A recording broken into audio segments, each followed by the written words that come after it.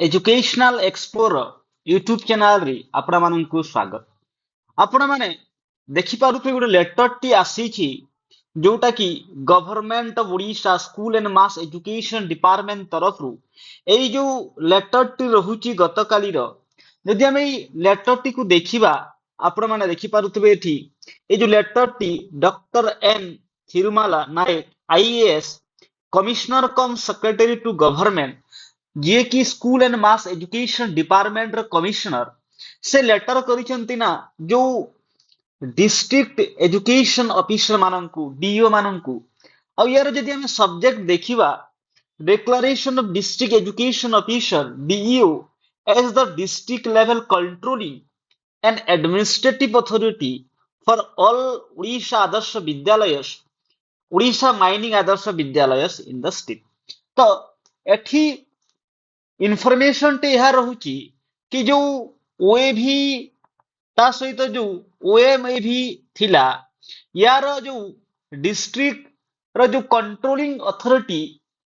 केही नथिली। जो ओएभी रो जो प्रिंसिपल माने थिली से माने कोन करूथिले ना डायरेक्ट जो ओएभीएस जो ओडिशा आदर्श विद्यालय संगठन जो एसपीडी अछंती स्टेट प्रोजेक्ट डायरेक्टर तांकू रिपोर्टिंग करूथिले। जो स्कूल आउ जो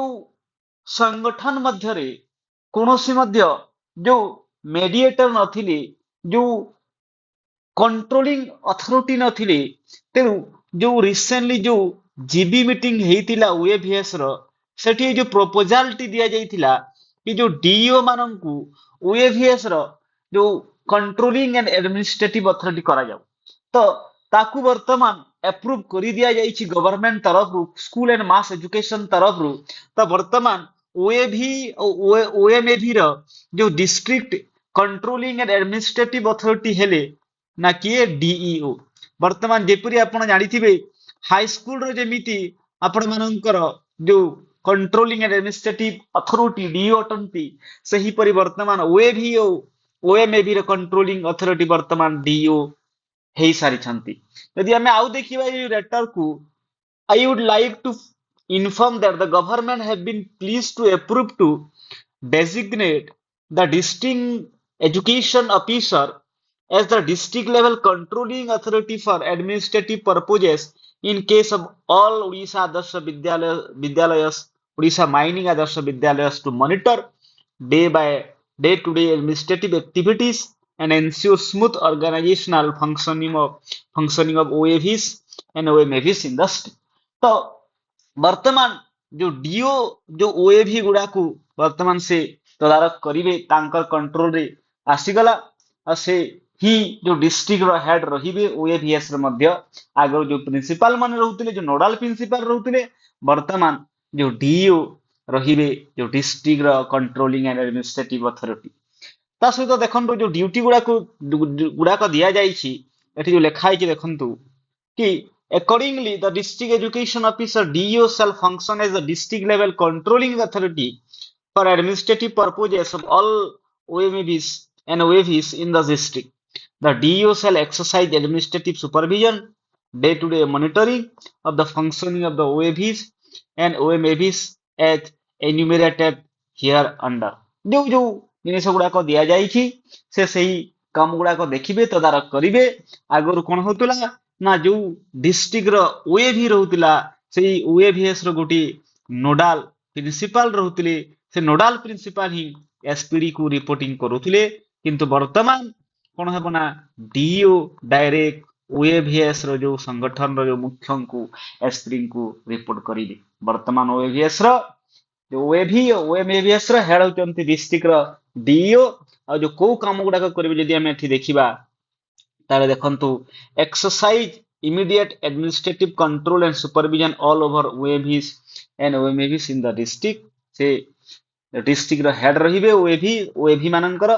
ता सहित monitor the academic and administrative functioning जो एकेडमिक जिनिस देखिबे ता सहित जो एडमिनिस्ट्रेटिव मध्य जो काम गुडा को देखिबे स्कूल रो जो रेगुलर इंस्पेक्शन करिवे रिव्यू मीटिंग करिवे ओएवी मानकर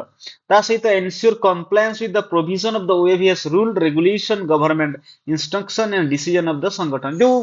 गवर्नमेंट रूल रही कि जो रेगुलेशन रही कि संगठन रो जो रूल रही कि ताकु मध्य से पालन करिवे review staff attendance discipline student welfare safety etcetera principal incharge से report to district education officer for any administrative exigency and exigencies including leave casual leave तो जो स्टूडेंट मानकर किसी असुविधा है जो टीचर थे जो प्रिंसिपल थे से जदि कौन से लीव रे जाउछन्ती से रिपोर्टिंग अथॉरिटी भाव में डीओ को जणाइबे ता सहित जो रिव्यू मीटिंग करिवे स्टाफ मानकर अटेंडेंस देखिबे डिसिप्लिन देखिबे तो जो हाई स्कूल रे जो काम गुडा को डीओ करूथिले वर्तमान सही काम गुडा को डीओ ओएवीएस रे मध्य करिवे facilitate timely redressal and of administrative issue and coordinate with OAVS headquarters for matters requiring high level intervention जो हाई लेवल किसी काम दरकार पड़ुथिबो किसी दरकार पड़िला तो से ओएवीएस रे हेडक्वार्टर को से जणैबे perform such other duties as may be assigned by the school and mass education department or OAVS from time to time जो भी काम दिया जिवो से डीओ करिवे ता सहित एठी लिखा है कि जो ओएवीएस रो जो प्रिंसिपल रहउचंती से माने जो डिस्ट्रिक्ट एजुकेशन ऑफिसर जो रहउचन तांको कोन करबे कोऑपरेशन करिवे यहाँ मध्य इंस्ट्रक्शन आसीगला किंतु आपण गोटे जिनिस मन रखंतु जो ओएवीएस रो जो सैलरी हुई ताहा वर्तमान मध्य से जो प्रिंसिपल माने डीडीओ जो अथॉरिटी अतंती और सेमानन को द्वारा डायरेक्ट ओएवीएस रो हेड ऑफिस रो माननकर ना कोन हेबो ना सैलरी डिस्बर्स करा जिवो डीओ अंडर रे यहा आसी नै किंतु जो मॉनिटरिंग एडमिनिस्ट्रेटिव जो स्कूल आसुचंती कि नै टीचर गुडा को स्कूल रे कोन असुविधा हला एही सब जिनिस वर्तमान डीओ देखिबे ओएवी एंड ओएमएवी रो तो यहा तिला संपूर्ण न्यूज आहुरी एमिति के देखा पई आपण एजुकेशनल एक्सप्लोरर यूट्यूब चैनल को लाइक एंड सब्सक्राइब कर दियंतु थैंक यू धन्यवाद।